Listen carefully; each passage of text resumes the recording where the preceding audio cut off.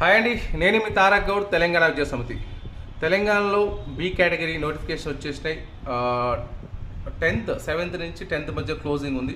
ఎవరైనా సిఆర్ఎల్ 2 ల్యాక్స్ వరకు ఉన్న వాళ్ళు, all India CRL 2 lakhs below ఉన్న వాళ్ళు అప్రోచ్ కానీ మంచి నెంబర్ 1 కాలేజెస్లో మనము ఫ్రీ సీట్కి వచ్చే అవకాశం ఉంది.